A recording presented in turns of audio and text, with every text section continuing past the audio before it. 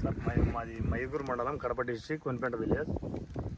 ముందు వచ్చేసి 20 రోజుల తర్వాత ఓల్సీ కంపెనీ ఈల్డ్ గోల్డ్ కొట్టడం జరిగింది.